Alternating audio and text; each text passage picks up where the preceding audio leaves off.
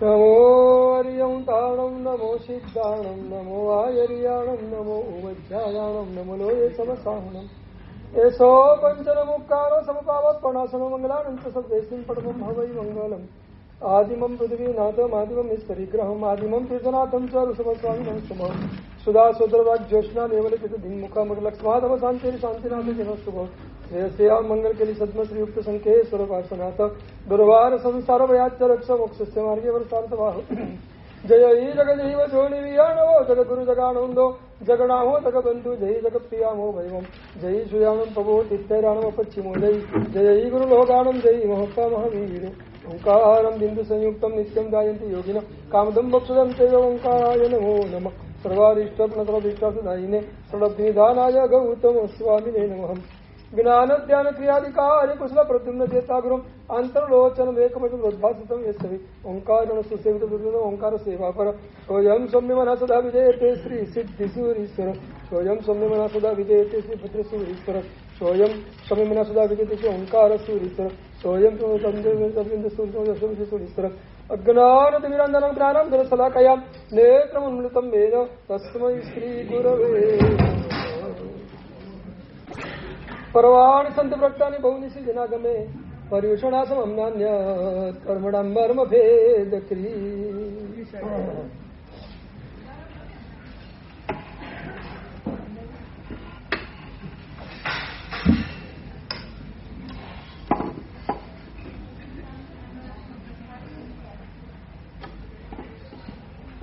પરમાત્માના જન્મ કલ્યાણકના સમયે મેરુ શિખર ઉપર પરમાત્માનો જન્માભિષેક મહોત્સવ થાય, મેરુ મહોત્સવ થાય, 64 ઇન્દ્રો અને ત્યાર પછી બીજા બધા દેવતાઓ થઈને 250 અભિષેક પરમાત્માના પરિપૂર્ણ થયા પછી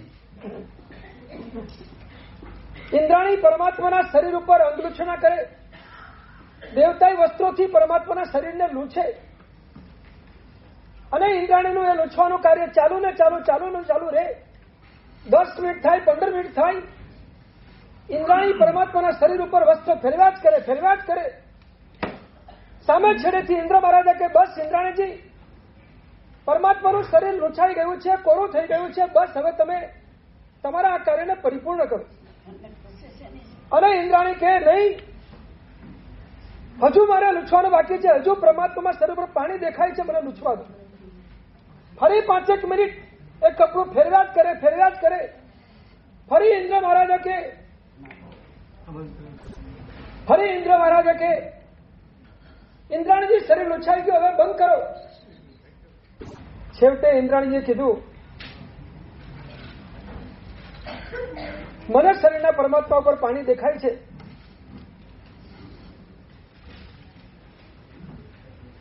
વાત એ હતી કે પરમાત્માના શરીર ઉપર તો પાણી નહોતું, પણ ઇન્દ્રાણીની આંખમાં પાણી હતું. અને જેની આંખમાં પાણી હોય એને સામે પણ પાણી જ દેખાય. કેટલી બધી ભીનાશ ઇન્દ્રાણી જયારે અંગલુછના કરે છે ત્યારે એમના હૃદયની એક ભીનાશ છે. કેવી આ પરમાત્માની કૃપા કે પરમાત્માના શરીર ઉપર અંગલુછના કરવાનો સરસ મજાનો લાભ ઘણે પ્રાપ્ત થઈ રહ્યો છે. ભક્તિની વિનાશ, અને એવી ભક્તિની વિનાશમાં, એવી સાધનાની વિનાશમાં ડૂબવાનું એક સરસ મજાનું પર્વ એ પર્યુષણ મહાપર્વ. આ પર્વ ડૂબવાનું પર્વ છે. આપણે માત્ર ડૂબી જવું છે, અનુકૂળતાઓમાં નહીં પણ સાધનામાં ડૂબવું છે. અનાદિકાળથી અનુકૂળતામાં તો ડૂબતા આવ્યા જ છીએ. અત્યારે માત્ર સાધનામાં ડૂબવાનો પ્રયત્ન કરજો, અને સાધનામાં ડૂબશો તો 100% સિદ્ધિ મળ્યા વગર નહીં રહે. સાધના એ જ છે જે ડૂબી ના થાય તો સિદ્ધિ આપ્યા વગર ન રહે. આવી મસ્ત મજાની સાધના કરવાનો એક સરસ મજાનો 8 દિવસ આપણને અવસર મળ્યો છે. ડૂબી જઈએ, પૂરેપૂરા ડૂબી જઈએ. પર્યુષણ મહાપર્વના જેટલા સંદેશો છે, જેટલા આચારો છે, જેટલા કર્તવ્યો છે, જેટલા કાર્યો છે અને જેટલી ભાવનાઓ અને ભાવો છે એ બધાને આપણે અંદરથી પ્રગટ કરવું છે. પર્યુષણ મહાપર્વના મજાના 3 સંદેશ: વિચારમાં મૈત્રી, વાણીમાં વાત્સલ્ય અને વર્તનમાં અહિંસા. વિચારમાં મૈત્રી જોઈશે, વાણીમાં વાત્સલ્ય જોઈશે અને વર્તનમાં અહિંસા જોઈશે. આ 3 ચીજ જો આપણા જીવનમાં આવી ગઈ તો પર્યુષણ આપણા માટે સફળ અને સાર્થક છે. સતત વિચારમાં મૈત્રી ભાવને ઘૂંટો. આ જગતના જીવો સાથે મારે પ્રેમનો સંબંધ બાંધવો છે. આ જગતના જીવો સાથે મારે સ્નેહથી જોડાવું છે. આ જગતના જીવોને મારે શુદ્ધ રીતે પ્રેમ કરવો છે. અને પ્રેમ કરીને એમના પ્રેમમાં, એમના સ્નેહમાં, એમના મૈત્રી ભાવમાં મારે ડૂબવું છે. જગતના તમામ જીવો સાથે મૈત્રી ભાવ કરવો છે, ક્યાંય દુશ્મનાવટ રાખવી નથી. ભગવાન મહાવીરના દુશ્મન હોઈ શકે, પણ ભગવાન મહાવીરને કોઈ જગ્યાએ દુશ્મનાવટ ન હોઈ શકે. મહાવીરના દુશ્મન હોઈ શકે, પણ મહાવીરને ક્યાંય દુશ્મનાવટ ન હોઈ શકે. આપણા કદાચ દુશ્મન હોઈ શકે, પણ આપણા હૃદયમાં કોઈના પ્રત્યે દુશ્મનાવટ ન હોય. એનું નામ છે મૈત્રી ભાવ. આવો એક મસ્ત મજાનો મૈત્રી ભાવ આપણે આપણા જીવનમાં આત્મસાત કરવો છે. અને આત્મસાત કરવા માટેનું પર્વ એ આ પર્યુષણ મહાપર્વ છે. વિચારમાં મૈત્રી, વાણીમાં વાત્સલ્ય, વર્તનમાં અહિંસા. ઉદયપુરના રાજાએ એક સિંહને પાડેલો અને પ્રાણથી પણ વધારે સિંહને સાચવે અને સેજ પણ તકલીફ ન પડવી જોઈએ. 3 ટાઈમ એને જે ખાવાનું આપવાનું એ પૂરું આપી જ દેવાનું. બધા જ નોકરોને સ્ટ્રિક્ટ સૂચના આપી દીધેલી, હું કહું કે ન કહું 3 ટાઈમ તમારે આ આપી જ દેવાનું.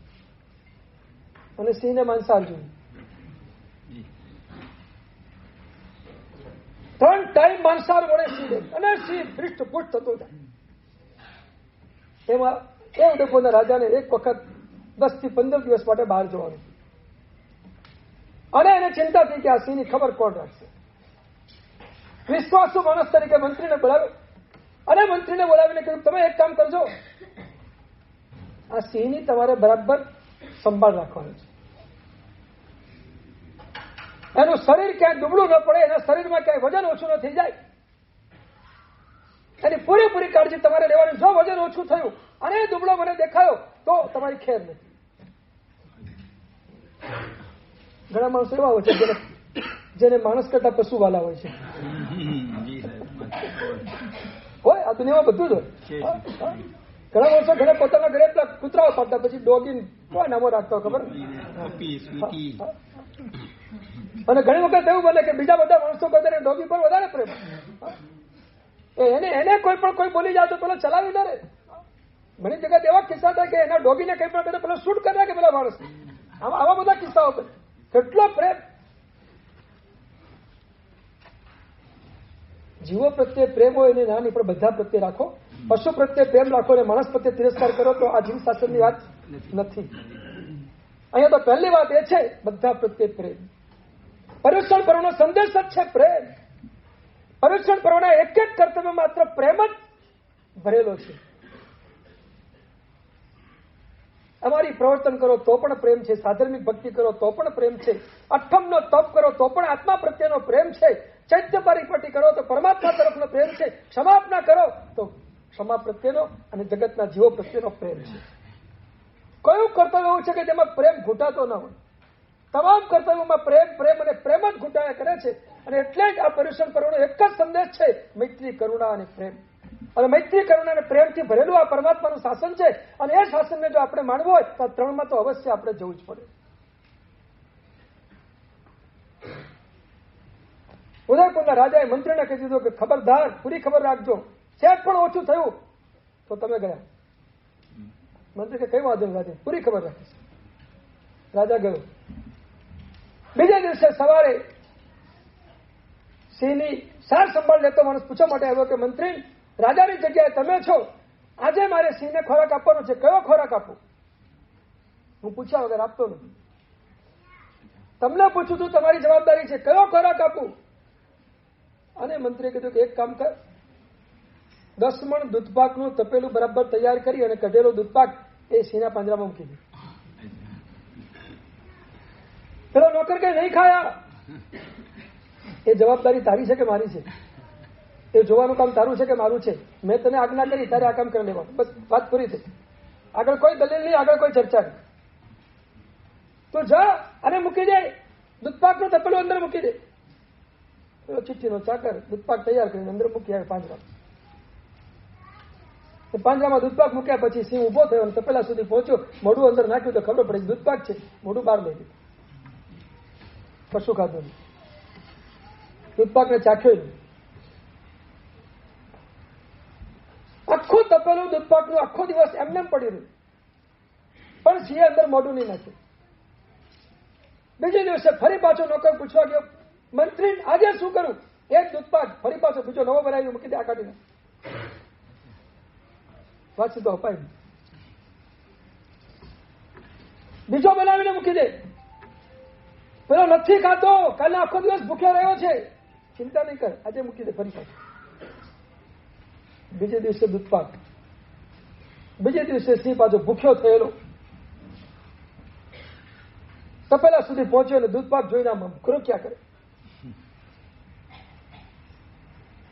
મંત્રીએ જોયા કરે, નોકરે જોયા કરે, જે થતું એ થવાનું. મંત્રીને ખબર છે કે હું જૈન છું, મારાથી માંસાહાર તો નહીં જપાય. સિંહનું જે થવું હોય થાય અને મારું પણ જે થવું હોય થાય, પણ હું માંસાહાર તો નહીં જપાય. 2 દિવસ પૂરા થયા અને હવે સિંહનો ગુસ્સો. ત્રીજા દિવસે પૂછ્યો, આજે શું કરો? એ દૂધપાક, બીજું કઈ નહીં, દૂધપાક મૂકી દે. પણ પેલા 2 દિવસથી ભૂખ્યો છે, અડતો નથી, તું ચિંતા નહીં કર, મૂકી દે.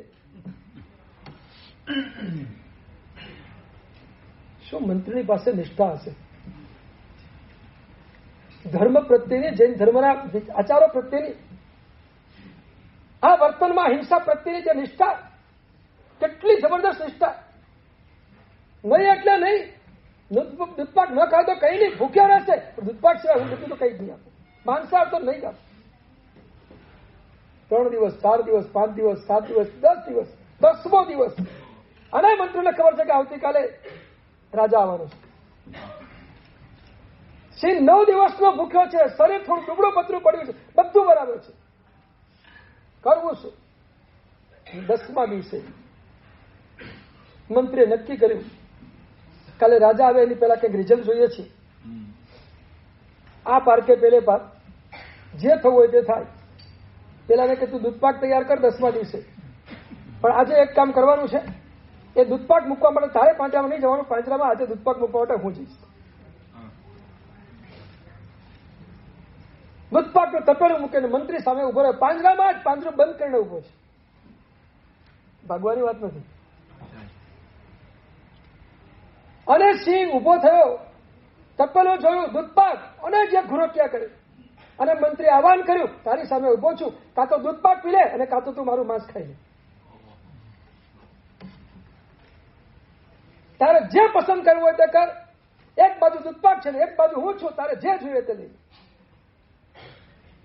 ખબર નહીં શું ચમત્કાર થયો. એકદમ શાંત થઈને સિંહે દૂધપાકમાં મોઢું નાખી દીધું અને બધો દૂધપાક પી દીધો.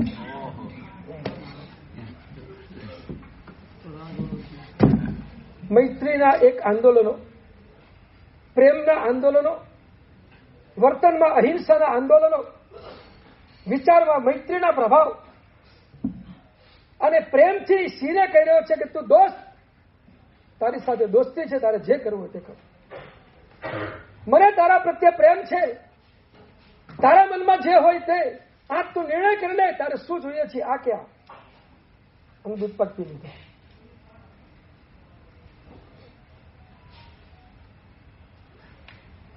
કેટલું અદભુત આ પરમાત્માનું શાસન છે. અને કેવા કેવા મહાપુરુષો પ્રભુના શાસનમાં થઈ ગયા છે કે સિંહને પણ માંસાહાર છોડાવીને દૂધપાક પીતો કરવાની તાકાત આ વિચારમાં, મૈત્રીમાં પડી છે. આ પરીક્ષણ મહાપર્વનો કેટલો મજાનો આ સંદેશ, અને સંદેશને આપણે ભૂલી રહ્યા છીએ. વિચારમાં મૈત્રી લાવજો, વાણીમાં વાત્સલ્ય લાવજો, અને વર્તનમાં અહિંસા લાવજો. કોઈનું પણ અહિત કરવાની વિચારણા અંદર ક્યાંય પ્રગટી ન જાય, કોઈને પણ નુકસાન કરવાનો ભાવ અંદર ક્યાંય આવી ન જાય, એની પૂરેપૂરી કાળજી રાખી અને જગતના બધા જીવોને હું ઉપયોગી કઈ રીતે બનું, મારાથી કોનું કેટલું હિત થાય, એ પરના હિતની ચિંતા એને મૈત્રી કહેવાય છે.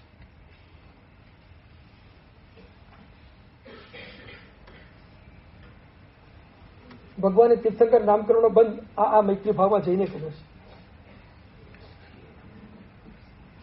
વાણીમાં વાત્સલ્ય, બધા સાથે પ્રેમથી બોલજો. એમાં 8 દિવસ તો ખાસ કાળજી રાખજો. હા, કાલના 200 રૂપિયા કોઈ દંડ થયો નથી.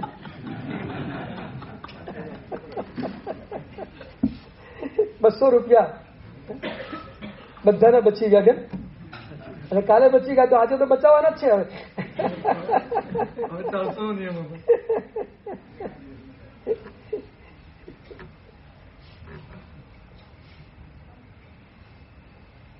બહુ મજાના કર્તવ્યો. આજે વાર્ષિક 11 કર્તવ્યની વાત કરી છે. ગઈકાલે આપણે 5 કર્તવ્યોની વાત કરી. અમારી પ્રવર્તન સાધર્મિક ભક્તિની વાત હજી આપણે કરવાની બાકી છે.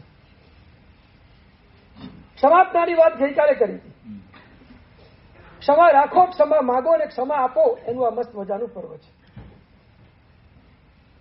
ક્ષમા રાખવા માટે સહિષ્ણુતા જોઈએ, ક્ષમા માંગવા માટે નમ્રતા જોઈએ અને ક્ષમા આપવા માટે ઉદારતા જોઈએ. ક્ષમા માંગવી હોય તો, રાખવી હોય તો સહિષ્ણુતા જોઈએ. સહન કરો તો ક્ષમા રાખી શકાય, લેટ ગો કરો ક્ષમા રાખી શકાય, લેટ ગોડ કરો તો ક્ષમા રાખી શકાય, એ તો ક્ષમા ક્યારે પણ રાખી નહીં શકાય. સહન કરો, જે કઈ પરિસ્થિતિ આવે પરિસ્થિતિને સહન કરો. જેટલી તમારી સહન કરવાની ટેવ ઉચકાશે એટલી તમારા જીવનમાં ક્ષમા ધર્મની સાધના આત્મસાત થશે. ક્ષમા રાખો અને ક્ષમા માગો. ક્યાંય પણ આપણી ભૂલ થઈ ગઈ હોય તો ઉદાર નમ્રતાપૂર્વક એના ચરણોમાં પડીને ક્ષમા માગી લઈએ. ભાઈ તું મને માફ કરજો. અને કોઈ માગવા આવે તો પ્રેમથી ઉદારતાપૂર્વક માફી આપી દેજો. ક્ષમા આપો, રાખો, માંગો અને આપો. આ 3 કાર્ય આ પર્યુષણ પર્વમાં કરવાના છે.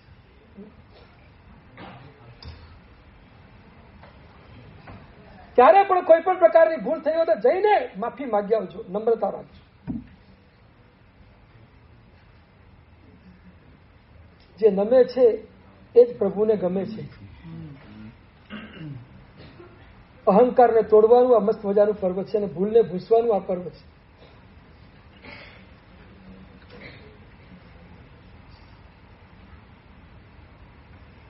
આજના વાર્ષિક 11 કર્તવ્યો. સમય બહુ ઓછો છે ને એટલે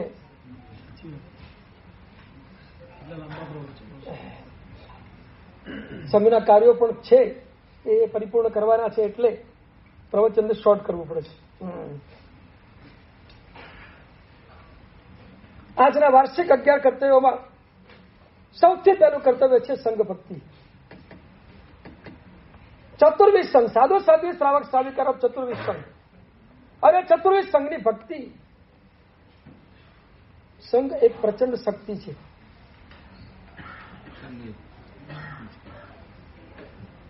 સંઘનું સ્વરૂપ એ પ્રચંડ શક્તિનું સ્વરૂપ છે. અને એટલા જ માટે નંદી સૂત્રમાં સંઘને સાગરની ઉપમા આપી છે. રત્નોની ખાણ સંઘ છે. સંઘ નગર છે. નગરમાં બધાનો સમાવેશ થાય, સંઘમાં બધાનો સમાવેશ થાય. અને સંઘ એક સરોવર છે. સંઘની પાસે જે જાય એને શીતળતા મળે અને એની પ્યાસ બધી બુજાઈ જાય. બહુ મજાની વાત આ સરોવરના શબ્દના અર્થમાં છે. સંઘ સરોવર છે અને સરોવર પાસે પાણીની પ્યાસ લઈને જાય, એની પ્યાસ બુજાયા વગર રહે. એમ આ સંઘની પાસે કોઈ પણ સાધર્મિક આવે એની પણ પ્યાસ બુજાયા વગર ન રહે. એવો મારો આ પરમાત્માના શાસનનો સંઘ છે. આરાધનાની પ્યાસ લઈને જાય તો એની આરાધનાની પ્યાસ બુજાઈ જાય. ભક્તિની પ્યાસ લઈને તો ભક્તિની પ્યાસ બુજાઈ જાય. મદદની પ્યાસ લઈને જાય તો એની મદદ મળી જાય. સંઘની પાસે જે કઈ વ્યક્તિ જે કોઈ પ્રકારની પ્યાસ લઈને જાય 100% એની પ્યાસ બુજાવે. એનું નામ પરમાત્માના શાસનનો સંઘ છે. આવો એક અદભુત સંઘ આપણો જોઈએ. આપણા સંઘની એક ઇમેજ હોય, આપણા સંઘની એક ગુડવિલ હોય. અહીં આવેલો વ્યક્તિ કોઈ ખાલી હાથે પાછો ન જાય. આ એક સંઘની ગુડવિલ છે. યથાશક્તિ કઈ ને કઈ એને આપીને મોકલીએ, પણ મારા સંઘની પાસે આવ્યો છે, પ્યાસ લઈને આવ્યો છે, એ પાછો કેમ જાય? એક સંઘની વ્યવસ્થા હોય. સાધર્મિક ભક્તિની ઘણી બધી વાતો કરવાની છે, પણ મને લાગે છે કે આજે કરવાનું છે, કાલે કરવાની છે. સંઘ ભક્તિ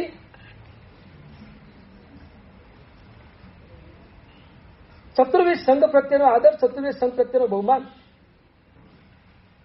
સંઘના એક એક સભ્ય પ્રત્યેનો આપણા હૃદયમાં જે ઉછળતો બહુમાન હોય એનું નામ સંઘ ભક્તિ છે. તમે વસ્તુ આપો કે ના આપો એનું બહુ મૂલ્ય નથી, પણ તમે બહુમાન અને પ્રેમ આપો એનું સૌથી વધુ મૂલ્ય છે.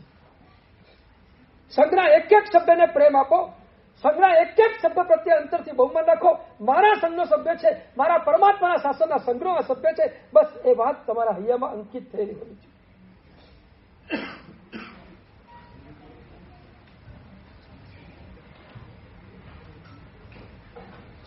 શૂલભદ્રજી મહારાજના સમયની અંદર ભયંકર દુષ્કાળો પડ્યા. દુષ્કાળોના સમયની અંદર જે 14 પૂર્વનું જ્ઞાન આપવાનું હતું એ જ્ઞાન આપવા વાળું એ વખતે બીજું કોઈ નહોતું, માત્ર એક જ વ્યક્તિ બચ્યા હતા, ભદ્રભાઉ સ્વામી મહારાજ. અને એ હિમાલયની અંદર નેપાળ વગેરેમાં ક્યાંક જબરદસ્ત પોતાની અંતરંગ સાધના માટે પહોંચી ગયેલા હતા. અને એમની અદભુત સાધના ચાલતી હતી. અને સંઘે સંદેશો કેવડાવ્યો કે 500 મુનિરાજને પૂર્વની વાચના આપવાની છે, તમારા સિવાય બીજું કોઈ છે નહીં, માટે તમે સંઘમાં પાછા પધારો. ભદ્રભાઉ સ્વામી મહારાજને સંદેશ મળ્યો અને એમને વિનંતીપૂર્વક સંઘને કેવડાવ્યું.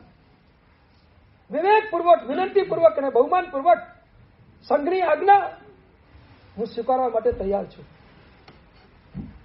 14 પૂર્વી ભદ્રભાઉ સ્વામી મહારાજ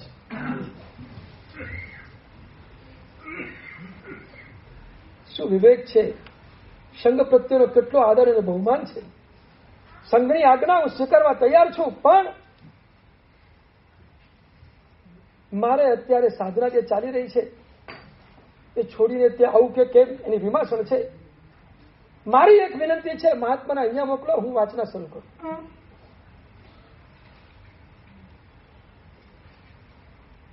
સંઘે એમની વિનંતીને પણ માન્ય કરી. સારું, મહાત્માને ત્યાં તમારી સાધના પણ ચાલે અને વાંચના પણ ચાલે. રસ્તો કાઢ્યો. 500 મહાત્મા ગયા. 500 શૂલભદ્રજીના નેતૃત્વમાં 500 મહાત્મા ચાલે અને 500 ને વાંચના આપવાની શરૂઆત કરી. પણ બીજા બધા મહાત્માનો એટલો તીવ્ર ક્ષોભ નહીં કે આ પૂર્વની વાતને બધી ઝીલી શકે. એટલે ઘણા બધા તો પાછા વળી ગયા. ખાલી એક જ બચ્ચા શૂલભદ્રજી. પણ આપણે વાત એ કરવી છે કે ભદ્રભાઉ સ્વામી મહારાજ પણ જો સંઘની આજ્ઞાનો સ્વીકાર કરતો હોય તો એ સંઘ પ્રત્યેનો બહુમાન અને આદર કેટલો.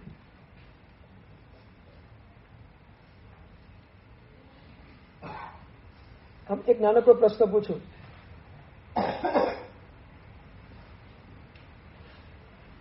સંઘના નિર્ણયનું મહત્વ કે આપણા વિચારના નિર્ણયનું મહત્વ?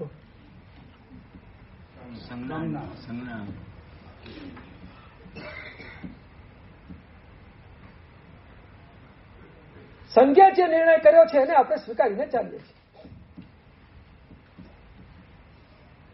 અને એમાં મર્યાદા ઉમેરવાનું કામ અમારું હોય. સંઘના નિર્ણયમાં ક્યાંય પણ મર્યાદા અમારે ઉમેરવાની હોય તમે ઉમેરી દઈએ. પણ સંઘનો નિર્ણય એ જ સંઘની સ્વીકાર, નિર્ણયનો સ્વીકાર એ જ સંઘની ભક્તિ છે. આ સંઘની ભક્તિ આપણી પાસે જોઈએ. શું સંઘ પ્રત્યેનું બહુમાન હીરસુરી મહારાજ પાસે હતું. હીરસુરી મહારાજ સાહેબનો છેલ્લો સમય, શરીરમાં ભયંકર વ્યાધિ, દવા લેવાની તૈયારી. મારે કોઈ દવા લેવી નથી.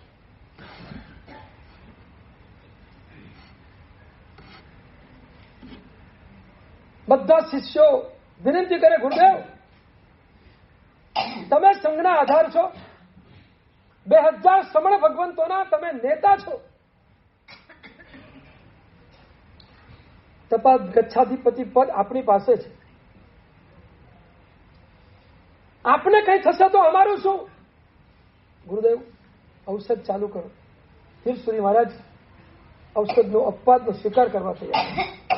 શું એમનું ચારિત્ર હશે?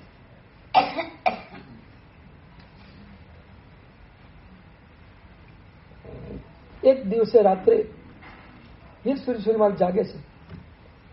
દર્દ વધી ગયું છે અને ઊંઘ આવતી નથી. અને રાતના સમયમાં એમને બાળકોના રડવાનો અવાજ આવે છે. બાળકો રડે છે. ચારે બાજુએથી બાળકોના રુદનનો અવાજ શરૂ થયો. અરે હીરસુરી મહારાજ પૂછે છે કે આ કોણ રડે છે?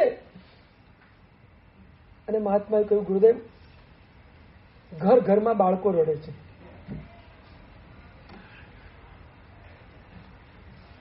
પણ કેમ?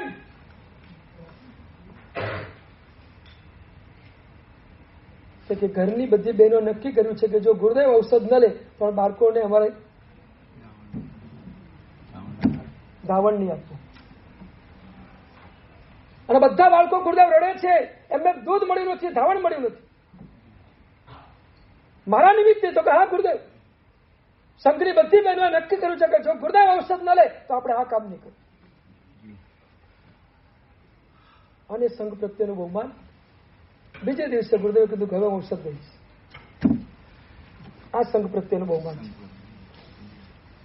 સંઘ શું છે અને સંઘ પ્રત્યેનું બહુમાન શું છે એ આ સંઘ ભક્તિના કર્તવ્યમાં આપણને જાણવાનું છે. એક અદભુત પ્રસંગ સંઘની ભક્તિ અને શાસનની ભક્તિનું શું હોય. વિક્રમ સંવત 2044નું સમણ સંમેલન અમદાવાદમાં પંકજ સોસાયટી મધ્ય થયું. 21 જેટલા આચાર્ય ભગવંતો તપાકચ્છના લગભગ સમુદાયના બધા આચાર્ય ભગવંતો ત્યાં હાજર હતા. અને સમણ સંમેલનની અંદર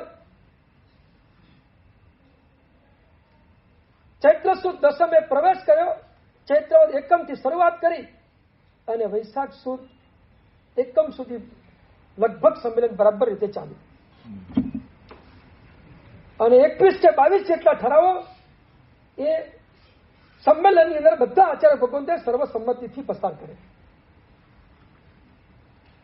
અને બધા ઠરાવો કરવામાં બધા આચાર્ય ભગવંતોનો ફાળો હતો જ.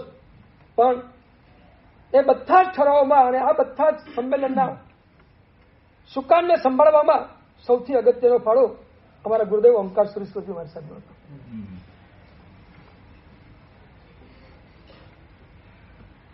વૈશાખ સુદ એકમના દિવસે 10,000ની માનવ મેદની વચ્ચે 21 દિવસ સુધી જે કંઈ કાર્યો કર્યા એની ફળશ્રુતિ સ્વરૂપે જાહેરમાં પબ્લિકને જાણ કરવાની હતી કે સમણ સંમેલને આટલા નિર્ણયો કર્યા છે. અને એ વૈશાખ સુદ એકમનો દિવસ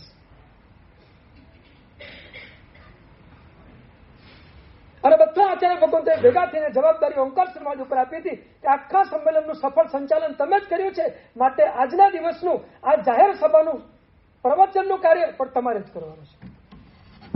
10,000ની માનવ વૃદ્ધિમાં એમને 1.5 કલાક સુધી આ ઠરાવોને બરાબર વાંચવાના અને એની છડાવટ કરવાની. પણ તકલીફ એ થઈ હતી,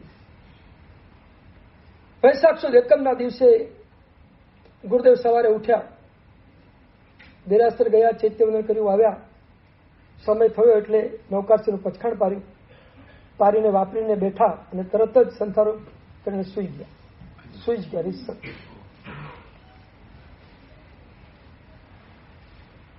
સાડા 7 વાગે તો એ સંથારામાં સુતા હતા. અને યશો વિજય શ્રી મહારાજ એ વખતે તો પન્યાસ યશો વિજય હતા. એ સાહેબ પાસે જેને કહે છે, ગુરુદેવ સમય થઈ ગયો, આપણે હવે ત્યાં જઈએ. આજે સામયું છે પ્રવચન સ્થળે જવા માટેનું, બધા આચાર્ય ભગવાન તો આપણી રાહ જોતા હશે, આપણે ત્યાં જઈએ. અને ઓમકાર શ્રી મહારાજ કે ઈશ્વરજી આજે મારાથી નહીં આવે. શું થયું? તો કે ખબર નથી, પણ માથાના આ 2 ભાગમાં, લમડાના ભાગમાં ભયંકર હથોડા પડતા હોય ને એવા ઘા પડી રહ્યા છે. હથોડાના ઘા વાગે છે અને માથાના 2 ભાગમાં. મારાથી નહીં અવાય, આજે કદાચ હું બોલી નહીં શકું, માટે તું ત્યાં જા અને જઈને વિનંતી કર કે આજનું આ કાર્ય કોઈ પણ આચાર્ય ભગવાન સંભાળી. કેટલી ભયંકર વેદના થઈ રહી છે કે મારાથી કદાચ આજે બોલી નહીં શકાય. અને યશો વિજય મહારાજે કીધું, ગુરુદેવ આજ કટોકટીનો દિવસ છે. ઠરાવોને સાંભળવા માટે એટલી વિશાળ જનમેદની આજે ભેગી થવાની છે અને પ્રશ્નોત્તરી કરવા માટે પણ ઘણા બધા આવવાના છે. આપના સિવાય આ કામ મને નથી લાગતું કે અત્યારે તાત્કાલિક કોઈ સંભાળી શકે. આપણે જ આવવું પડશે. આપણે વેદના છે એ જણાય છે, મોઢા ઉપર દેખાય પણ છે, પણ આજનું આ કાર્ય કર્યા સિવાય બીજો કોઈ વિકલ્પ દેખાતો નથી. સારું, ઠીક છે, ચાલ નીકળી. તૈયાર થઈ નીકળી ગયા. પંકજના ઉપાશ્રયમાં પહોંચ્યા. ત્યાંથી સામયિક શરૂ થયું. વચના શું ઘટના બની એ પછી ક્યારેક કહીશ. અને સામયિક સભા સ્થળે પહોંચ્યું. મંગલાચરણ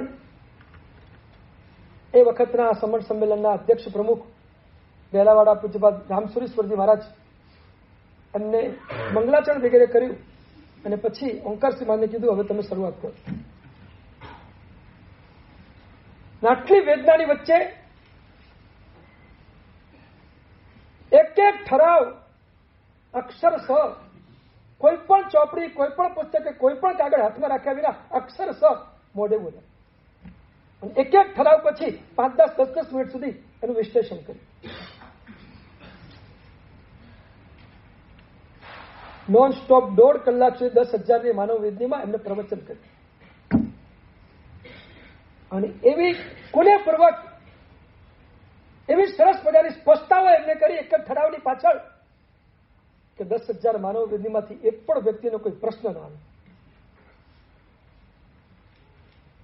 શું એમની બોલવાની કળા, પદાર્થોને અને ઠરાવોનું સ્પષ્ટીકરણ કરવાની એમની જે અદભુત પ્રવચન શૈલી, એક પણ વ્યક્તિનો કોઈ પ્રશ્ન ન ઉઠ્યો વચમાં ક્યાંય. નોન સ્ટોપ એમને આખું પ્રવચન 1.5 કલાક પરિપૂર્ણ કર્યું. એ વખતે એમ કહેવાતું હતું કે એક સ્ટેજ આમથી આમ બોલાવ્યું હોત તો બહુ મોટો હોબાળો એ સભામાં મચી જાત, કારણ કે ઘણા બધા આવ્યા હતા. હોય એટલે છો બધા હોય ઘણા બધા.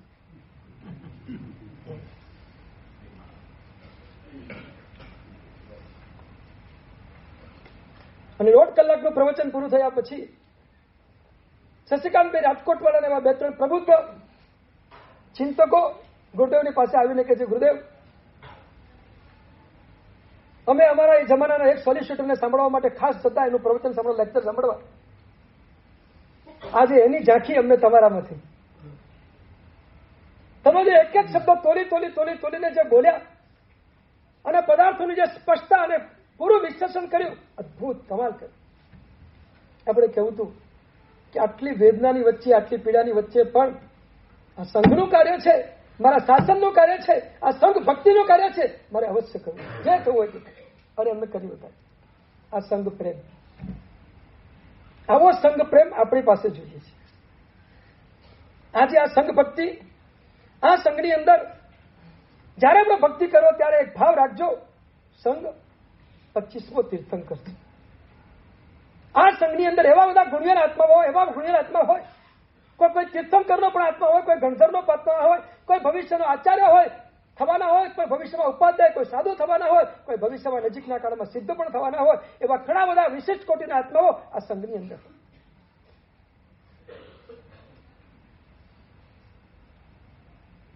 એ જમાનામાં કોઈને ક્યાં ખબર હતી કે અનુપમા દેવી આ જન્મ પછી સીધા મહાવીદેવમાં જશે અને કેવળગામ પામી જશે? કોને ખબર હતી?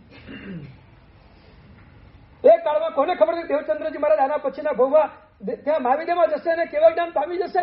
કોને ખબર હતી? પણ એવા બધા મહાપુરુષો આ કાળમાં અહીંયા બિરાજમાન હતા. આપણને કોઈને ખબર નથી કે અહીંયા કોણ વિશિષ્ટ કોટીનો આત્મા છે, ખબર નથી. પણ એક વાત નક્કી છે, આમાં કોઈનો કોઈ આત્મા તીર્થંકરનો હોઈ શકે, કોઈનો કોઈ આત્મા ગંધર્વનો હોઈ શકે, આવતા ભાવમાં કોઈ આચાર્ય પદમાં ગચ્છાધિપતિના પદ સુધી પણ કદાચ પહોંચનાર કોઈ હોઈ શકે. બસ એટલે જ આ સંઘનો આદર અને બહુમાન અને ગુણવાન સંઘ છે.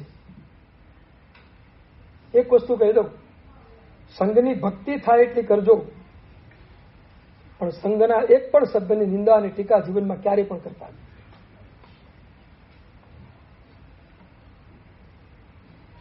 નિંદા અને ટીકા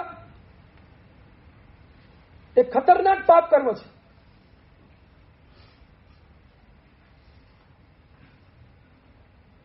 રત્નસુંદર સુરી મહારાજ એકવાર હરકિશન હોસ્પિટલની અંદર એક દર્દીને સમાધિ આપવા માટે ગયા અને એને મંગલિક વિગ્રહ સંભળાવીને એના કમ્પાર્ટમેન્ટમાંથી બહાર નીકળ્યા અને બાજુમાં એક કાકા બીમાર હતા, એમનો દીકરો બહાર આવ્યો. એને થયું ગુરુદેવ આવ્યા છે તો મારા બાપાને પણ મંગલિક સંભળાવી દઉં, દર્શન થઈ જાય. અને વિનંતી કરી, ગુરુદેવ મારા બાપુજી અહીંયા જ પલંગમાં સૂતા છે, આપ પધારો. અને સમાધિને આવા સમયે મંગલિક આપવાનું કામ હતું, અમે અવશ્ય કરીએ, બધું કામ પડતું મૂકીને પહેલા જ.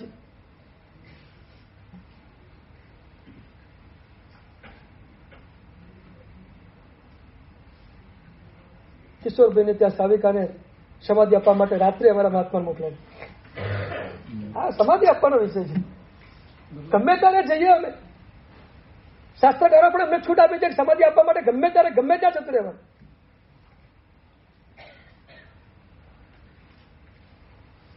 અને એની વિનંતીનો સ્વીકાર કરીને અંદર ગયા. પેલા દીકરાએ કીધું કે બાપુજી આંખ ખોલો, ગુરુદેવના દર્શન કરો, ગુરુદેવ પધાર્યા છે, મંગલિક સંભળાવે. કાકાએ આંખ ખોલી અને મહાત્માને જોયા. શું થયું ખબર નહીં પડી. અને એટલું જોરથી બોલે, એટલું જોરથી બોલે, આ નાલાયકને કોણ લાવ્યો અહીંયા આગળ? અને મારા સાહેબ સમજી ગયા છેલ્લા ટાઈમે કાકાની વેશ્યા બગડી જશે, નિમિત્ત ક્યાંક હું બની જઈશ. સીધા બહાર નીકળી ગયા. એમનો દીકરો એમની પાછળ પાછળ નીકળ્યો અને જેને કે છે ગુરુદેવ મિચ્છાવ નિકુળમ, હું આપને લઈ ગયો, પણ મને આવી ખબર નહીં કે મારા બાપાના મનમાં આવો ભાવ આવી જશે. નાલાયકને કોણ લાવ્યો અહીંયા આગળ? ગુરુદેવ માફ કરજો, મારા પિતાજી વતી માફી માંગુ છું. મારા સાહેબ કે તું ચિંતા નહીં કર, આવું તો બધું ચાલ્યા કરે, અમને એનો હરખ શોખ ના હોય કઈ. પણ એને પૂછ્યું ગુરુદેવ મારા બાપુએ જબરદસ્ત આરાધના સાધના કરી છે, તો આવું કેમ? એમના મનમાં આવો વિચાર કેમ આવ્યો? અદભુત તારણ. આગળના દરવાજેથી બાપાએ આરાધના સાધના કરી છે અને પાછળના દરવાજેથી બાપાએ ભરપૂર નિંદા કરી છે. એનું આ પરિણામ છે.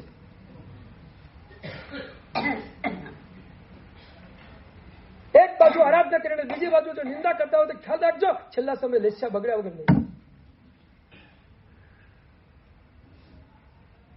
એટલે આ જીવનમાં આ સંઘ ભક્તિનું કાર્ય કરવું હોય, આ સંઘના કોઈ પણ શબ્દની, કોઈ પણ વસ્તુને કોઈ પણ રીતે ક્યાંય પણ કશું જોયું હોય એને ક્યાંય બ્રોડકાસ્ટ નહીં કરો, નિંદા નહીં કરો. દિલને વિશાળ બનાવો, અંદર ઉતારી દો. કોઈ જીગરજાન મિત્રને પણ કહેવાની જરૂર નથી કે કોઈ પરિવારના સભ્યને પણ કહેવાની જરૂર નથી. બહુ બહુ બહુ બહુ તમારે કહેવું હોય તો આચાર્ય ભગવંતજીને કાનમાં કહી આવજો, ન જ રહેવાય તો. બાકી ધર્મ. અને વિચાર એ કરજો કે ભૂતકાળમાં આપણે પણ આવી ઘણી બધી ભૂલો કરી છે. આપણે પણ કેટલા દોષી છીએ. કોઈના દોષને ગાવાનો આપણને ક્યાં અધિકાર છે? કાચના ઘરમાં રહીને પથ્થર નંખાય નહીં કોઈના બીજા કાચના ઘર ઉપર.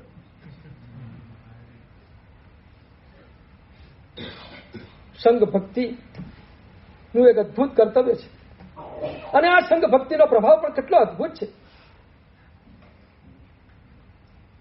પાટણથી ભદ્રેશ્વરનો એક સંઘ નગીનભાઈએ કાઢેલો, બહુ પ્રખ્યાત, પ્રાય નેમિશ્વરેશ્વરજી મહારાજ સાહેબની નિશ્રામાં નીકળેલો આ સંઘ હતો. બહુ મોટો સંઘ અને વિશાળ સંઘ. એ જમાનામાં આટલો મોટો સંઘ ભાગ્યે જ નીકળે. અને સંઘ સરસ રીતે આગળ ચાલી રહ્યો હતો. એક ગામડામાંથી પસાર થયો. દરેક ગામમાં સામેનું થાય સંઘનું. એક ગામડામાં સંઘનું સામાયું હતું. સામાયું પતી ગયું, બધું પતી ગયું. સામૈયાના રસ્તામાં એક ભાઈનું ઘર થોડું નડતું હતું. ગાડાઓને વળાંક આપવા માટેનો રસ્તો નહોતો રહેતો. એ જમાનામાં તો ગાડાઓ જ હતા મોટે. રસ્તો નહોતો રહેતો. અને એ ભાઈને સમાચાર મળ્યા કે મારા ઘરના કારણે, આ મારા ઘરના આંગળીથી જે સંઘના પગલા નીકળવાના છે એ સંઘના પગલા થશે નહીં, મારું ઘર નડે છે. અને એ ભાઈ સંઘને કહ્યું ચિંતા નહીં કરો, હું ઘરના આ ભાગના બધું તોડી નાખું છું, રસ્તો કરી આપું છું, પણ સંઘ તો અહીંથી પસાર કરું છું. શું આદર છે સંઘ પ્રત્યે. સામાન્ય બધું પૂરું થયા પછી એક ભાઈએ નગીનદાસભાઈને વિનંતી કરી, આટલો મોટો સંપત્તિ તમે સંઘને આવ્યો છો, જબરદસ્ત પુણ્યાનું બંધીપૂર્ણ સદન તમે કરો છો, મારી એક વિનંતી છે, મારા ઘરે પગલા કરો અને થોડુંક લાભ મને આપો. એની વિનંતીનો સ્વીકાર કરીને ગયા. એને એક પ્રકારમાં દૂધ ભરીને પીવડાવ્યું અને સંઘપતિ વગેરે બધા દૂધ પીને એની સંઘ ભક્તિને માણીને વિદાય થયા. અને પછી જે ભાઈના ઘરમાં એને પગલા કર્યા હતા સંઘપતિએ, અને જે કપ્રકાવીમાં દૂધ પીધું હતું એ કપ્રકાવીમાં થોડું દૂધ હજી પડ્યું હતું, બધાને વિદાય થયા પછી એ ભાઈએ એ અઠું દૂધ પોતે જ પીવાની શરૂઆત કરી. અને આશ્ચર્ય એ થયું, એ અઠું દૂધ પીધું એમ નહીં, વર્ષોથી એના શરીરમાં જે રોગ હતો આ દૂધ પીવાથી એનો રોગ બીજી ક્ષણે ચાલ્યો. આ સંઘ ભક્તિની તાકાત છે. પરમાત્માના શાસનનો સંઘ કોઈ જેવો તેવો નથી. અદભુત પ્રભાવ, અદભુત શક્તિ આ સંઘની અંદર પડેલી છે. અને એટલે સંઘની ભક્તિ અવશ્ય કરજો.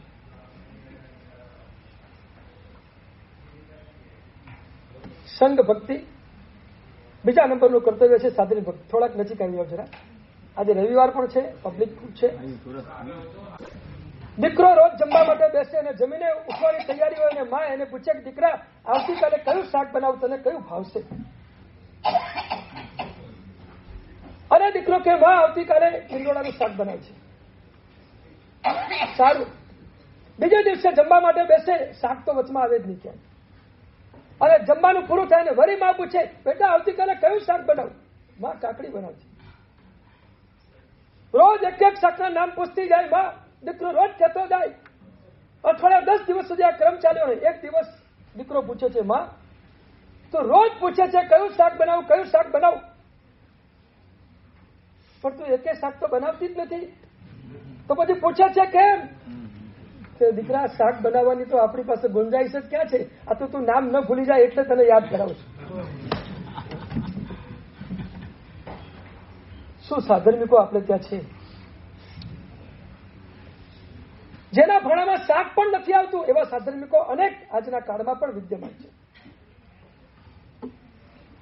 એક ટંક ખાધા પછી બીજા ટંક શું ખાવું એની પણ ચિંતા સાધર્મિકોને છે. એવા સાધર્મિકો આજે પણ છે.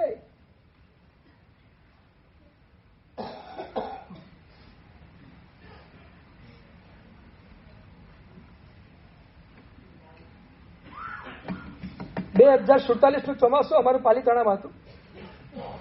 વડેચા પરિવારે ચાતુર્માસ કરાવેલું અને ચાતુર્માસની અંદર પર્યુષણ પર્વ દરમિયાન જોરશોરથી સાધર્મિક ભક્તિની વાતો થઈ અને સાધર્મિક ભક્તિની ટીપ પણ બહુ જોરદાર થઈ. એ 2047 લગભગ 40 થી 50 લાખની ટીપ સાધર્મિક ભક્તિ 47 ની સાથે. અને ત્યાર પછી પર્યુષણની પૂર્ણાહુતિ પછી આ બધા પૈસા જાતે જઈને એક એક ઘરે આપવાનો નિર્ણય એ પરિવારે કર્યો. વાપરી નાખવાના પૈસા, ચોમાસામાં ક્યાંય રાખવાનું નથી, પણ એક એક ઘરે જઈને આપણે પૈસા સામે ચડીને બહુમાન પૂર્વક આપવા છે.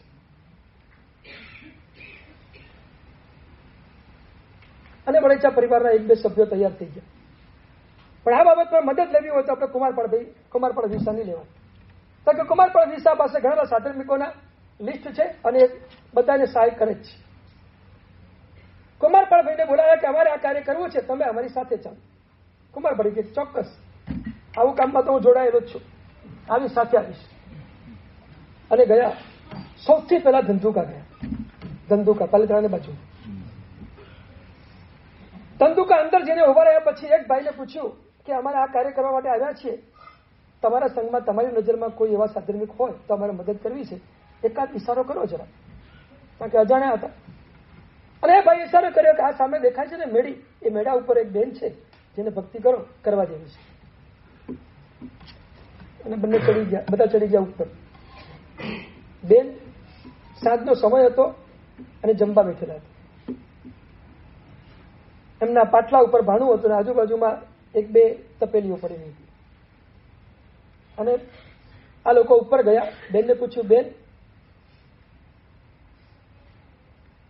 બેને પણ તમે બેસો થોડી વાર, કઈ કામ માટે આપ આવ્યા હશો, હું જરા આજે બેસનું છે તો બેસનું કરી લઉં. એ બેસનું કરવા માટે બેઠેલા. આ લોકોને પૂછવાનું મન થયું કે બેન આજે શેનું બેસનું છે? ફરી ફોન પતિ ગયા. હવે બેસનું શેનું છે આજે? અને બેને કીધું મેં થોડી લેટ સિદ્ધિ તપની સાધના શરૂ કરી. આજે 6ઠ્ઠી બારીના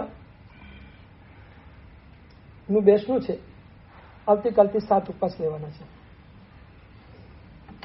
અને આ લોકોએ જોયું કે બેનના થાળીમાં રસોઈમાં શું હતું.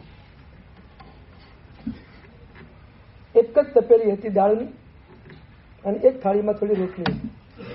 રોટલી અને દાળથી બેન 7 ઉપવાસનું ઉત્તરપાણું કરી રહ્યા.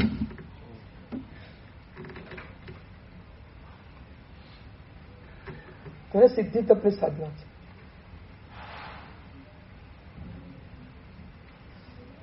આંખમાં આંસુ આવી જાય એવો આ પ્રસંગ છે. કેવા કેવા સાધર્મિકો કેવી કેવી સાધના કઈ સ્થિતિમાં કરી રહ્યા છે. આપણે તો બેસના કરાવી અને 40-50 આઈટમ પણ આપણને કદાચ ઓછી પડે. માત્ર રોટલી અને દાળ બે જ દ્રવ્યથી સિદ્ધિ તપના બેસણા, ને એમાં એક બેસણા નહીં, બધા બેસણા આ જ રીતે. કારણ કે એમની પાસે બીજું કોઈ વસ્તુ લાવવાની રકમ જ નહોતી, પૈસા જ નહોતા. પૈસા નહોતા પણ ધર્મ સાધના પ્રત્યેનો પ્રેમ કેટલો. આ લોકોને થયું કે આવું પાત્ર ભક્તિ માટે આપણને ક્યાં મળશે, છૂટા હાથે પૈસા મૂકી જવાના નથી. આપણે એ કહેવું છે કે સાધર્મિકો કઈ હાલતમાં છે અને કેવી રીતે એ પોતાનું ગુજરાન ચલાવી રહ્યા છે. કેટલા ખાનદાન સાધર્મિકો છે, કેટલા કદાચ માગવા માટે આવતા પણ હશે, બધું હોઈ શકે. પણ એવા ઘણા બધા ખાનદાન પરિવારો છે કે જે હાથ સામો પણ નથી કરી શકતા અને અંદરથી પીડાઈને પીસાઈ રહ્યા છે. આવા જે સાધર્મિકો છે, સાધર્મિકો પ્રત્યે આપણે નજર રાખવી છે.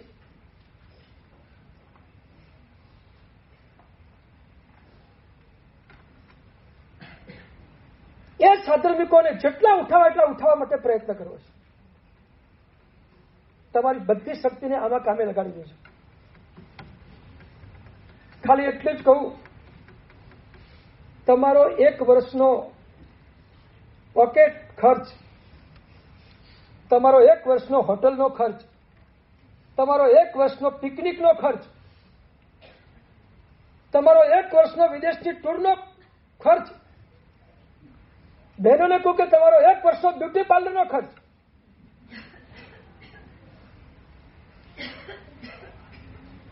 આવા જે કઈ વધારાના ખર્ચા તમે કરી રહ્યા છો એ બધા ખર્ચા ઉપર કાપ મૂકી અને મનમાં એક ભાવના રાખજો, મારા આ પૈસાથી કોઈ સાધર્મિકનું જીવન ઉત્થાન પામતું હોય, કોઈ સાધર્મિકનું જીવન બચી જતું હોય, કોઈ સાધર્મિકનું આત્મધ્યાન કરી જતું હોય, કોઈ સાધર્મિકને સાતા અને સમાધિ મળતી હોય, તો મારે પહેલું આ કામ કરવું છે, બાકીના ખર્ચા મારે અટકાવી દેવા છે. ઘણા બધા પ્રસંગો છે મારી પાસે અને હું તમને ખરેખર કહું તો હું થોડો સાધર્મિક ભક્તિનો વધુ હિમાયતી છું. મને સાધર્મિકો પ્રત્યે બહુ જ અંદરથી દર્દ અને પીડા છે અને એટલે જયારે આ વિષય પર બોલું છું ત્યારે હું ગડગડો થઈને જ બોલું છું. બસ મારી માત્ર તમને અપીલ એટલી જ છે કે આ સાધર્મિકોને એક વાક્યમાં કહી દઉં, તમને મોંઘવારી તમારા મોજ શોખમાં નડે છે, સાધર્મિકોને મોંઘવારી એના પેટમાં નડે છે. એની પાસે પેટ પૂરતું નથી. આજ ઘાટકોપરના એક બેન મારી પાસે આવેલા, આશ્ચર્ય લાગશે તમને. મને કે સાહેબ હાર્ટ વગેરેના દર્દો છે,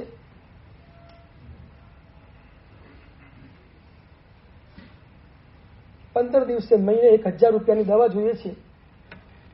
દવા ખલાસ થઈ ગઈ છે, 3-4 દિવસ થઈ ગયા, દવા લાવી શકતી નથી. મારી પાસે માત્ર અત્યારે ખિસ્સામાં 100 રૂપિયા છે, માત્ર 100 રૂપિયા. સાહેબ 900 ની મદદ કરો તો મારી દવા આવી જાય. તમને કલ્પના નથી કેટલીક ખાનદાન વ્યક્તિઓ તમારા સુધી નહીં પહોંચે, અમારા સુધી જ આવશે. કારણ કે તમારી પાસે ખુલ્લા થઈ જવાનો ભય એને બહુ છે અને તમે લોકો ઘણા સાધર્મિકોનું પોસ્ટમોર્ટમ કરીને આપો છો. પોસ્ટમોર્ટમ કરવાનું રહેવા દો, મહેરબાની કરી. બસ તમારી કરુણાને જીવંત રાખીને આપવાનો પ્રયત્ન કરો. ઘણા બધા કિસ્સાઓ છે. ઘણા વર્ષો પહેલા હું અમદાવાદના લક્ષ્મીવર્ધકમાં ચોમાસું હતો અને બપોરે 2:30 વાગે એક ભાઈ મારી પાસે આવ્યા, ધ્રુસકે રડ્યા મારી પાસે આવી. મેં કીધું પણ શું તકલીફ છે તમને? અને મને કે ગુરુદેવ, મારી દીકરીને મેં સાસરે મોકલી હતી અને આજે એ દીકરી પ્રેગ્નેન્ટ થઈને મારા ઘરે આવી છે.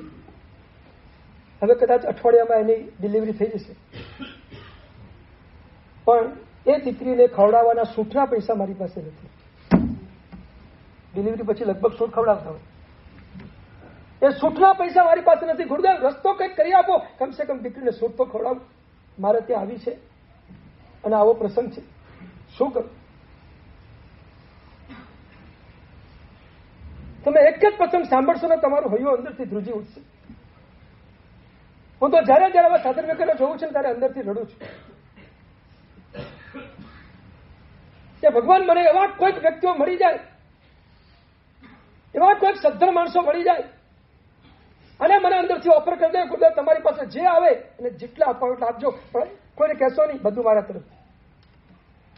આવા પુણ્યશાળીઓ જોઈએ છે. બહુ દર્દ છે, બહુ વેદના છે. આ સાધર્મિકોના કર્તવ્ય વિશે બોલવા માટે તો બહુ બહુ જ મારી પાસે પ્રસંગો છે, કારણ કે મેં ખૂબ અનુભવ્યા છે.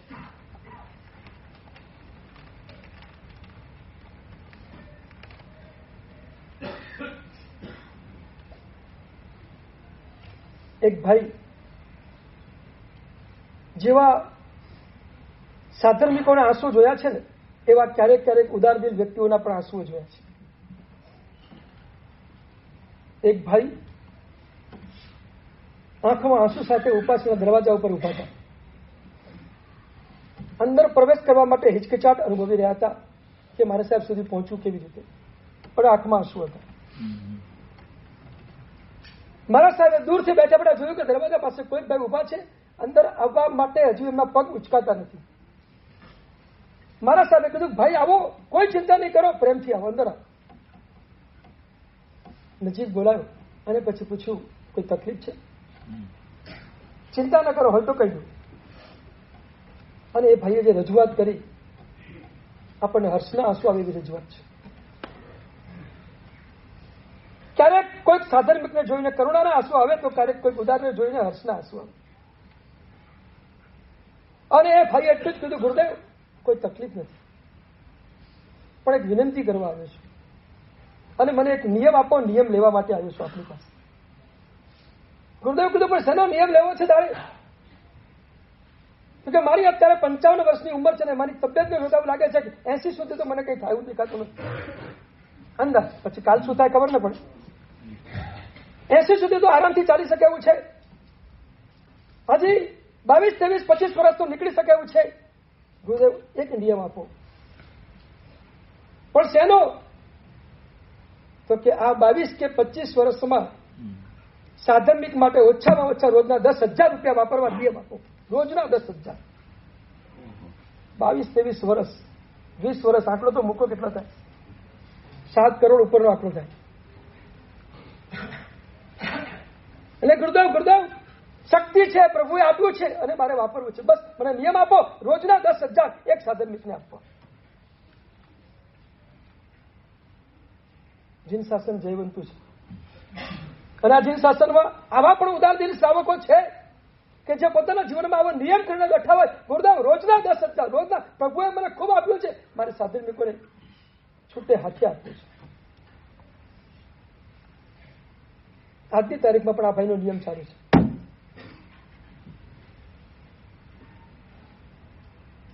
આવી મસ્ત મજાની સાધર્મિક ભક્તિ ખરેખર આપણે કરવી છે.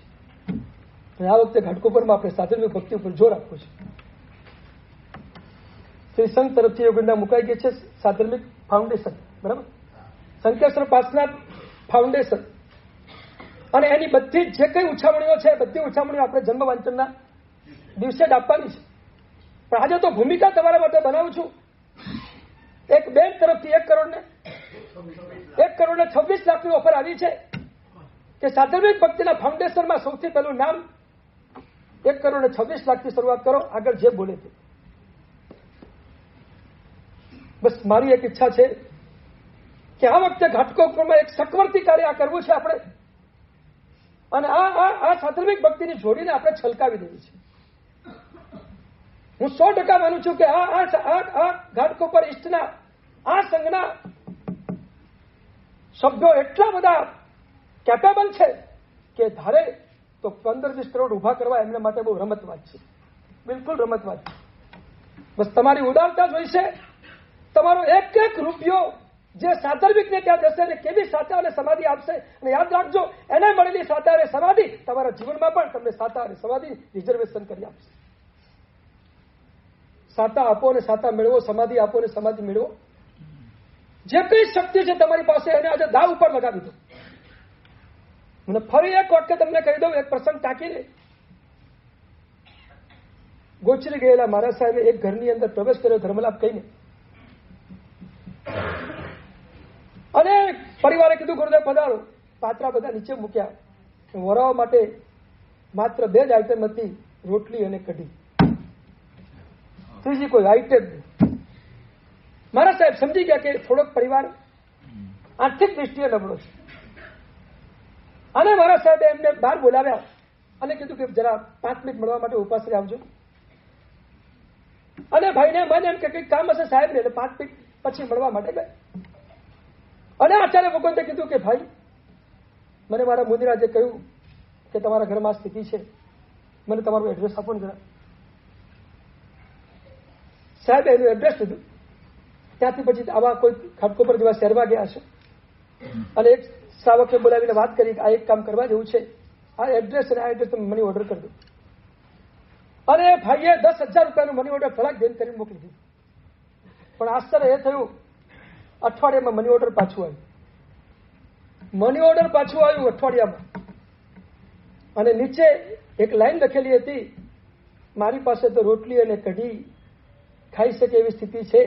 એવા ઘણા બધા સાધર્મિકો છે જેને આટલું પણ નથી મળતું, એને કોકને આપજો, મારે ચાલશે.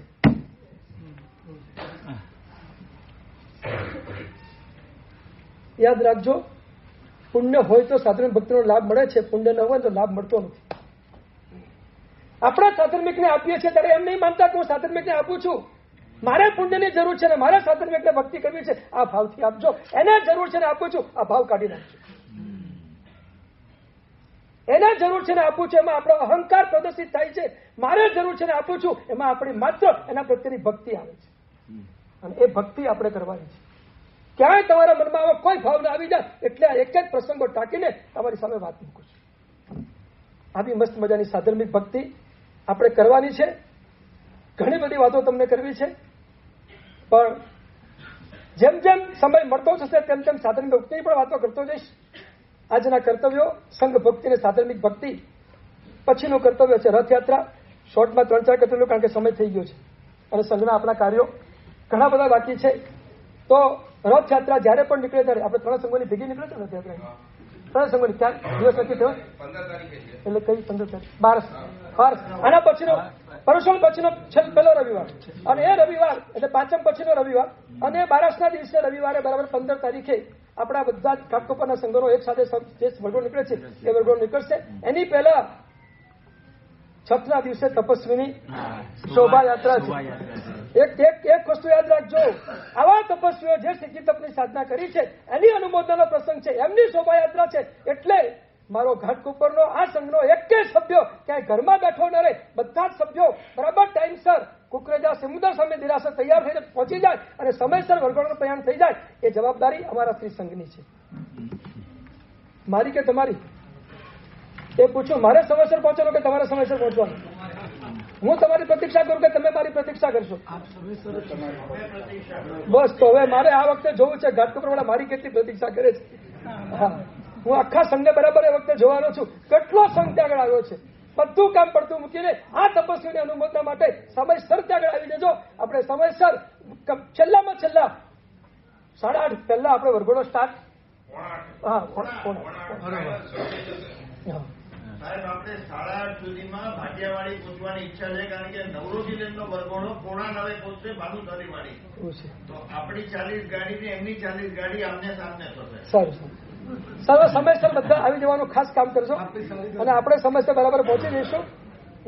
અને શોભાયાત્રા સરસ, રથયાત્રા બહુ સરસ રીતે, અષ્ટાનિકા યાત્રા, તીર્થયાત્રા.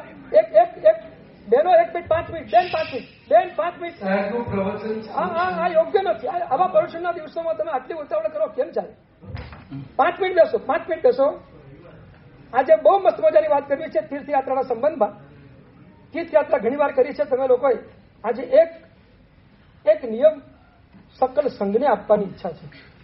હા, બહુ નાનકડો નિયમ છે, પણ એ નિયમ એવો છે, બધા તીર્થોએ ઘણા તીર્થો આપણે જઈએ છીએ, પણ આજે માત્ર શત્રુંજય પૂરતી વાત કરીશ, કારણ કે આપણું શાશ્વત તીર્થ શત્રુંજય અને ગિરનાર. આ 2 તીર્થો માટે આજે વાત કરું. આ 2 તીર્થોએ જ્યારે જાઓ ત્યારે એક કામ કરજો, શત્રુંજય તીર્થ અને ગિરનાર તીર્થના પરિસરમાં અને એની રેન્જમાં તમે જ્યારે હો ત્યારે ત્યાં રાત્રિ ભોજન કોઈ દિવસ ન થાય એનું પચખાણ આજે આ તીર્થયાત્રાની ભક્તિ સ્વરૂપે લેવાનું. તીર્થયાત્રા જ્યાં થાય એટલી બધી કરજો, એનું વર્ણન મારે બહુ કરવું નથી. આજે માત્ર એટલું જ કહું છે, એ તીર્થની મર્યાદા આપણે કમસે કમ પાડી શકીએ. એ તીર્થમાં જઈને રાત્રિ પૂજન તો કમસે કમ આપણે ન જ કરીએ. આવું ભયંકર પાપ તો આપણે રાત્રિ પૂજન ત્યાં ન કરીએ. એટલું કમસે કમ આપણે આજે કરીએ. તમામ આખો સંઘ નક્કી કરે શત્રુંજય ગિરનારમાં જઈએ ત્યારે રાત્રિ ભોજનનો ત્યાગ. પછી એ ભેળપુરી ને પાણીપુરી ને બધું બંધ. આબુ પચકાણ તૈયાર તૈયાર, આખો સંઘ તૈયાર. ચલો બધા ઊંચો કરો. રોજે રોજ પચકાણ તો આપવાનું છે એક એક. બરાબર, બધા ઊંચો કરો. ક્યાંય કોઈ છૂટ નહીં. શત્રુંજય ગિરનારના પરિસરમાં આપણે આ કામ કરવાનું નહીં. બરાબર, ચલો ધારણા દીકરે હાથ જોડો બધા, એકદમ ઊંચા કરજો. બરાબર, હા મને ખબર પડે આ રિઝલ્ટ કેટલું મોટું છે.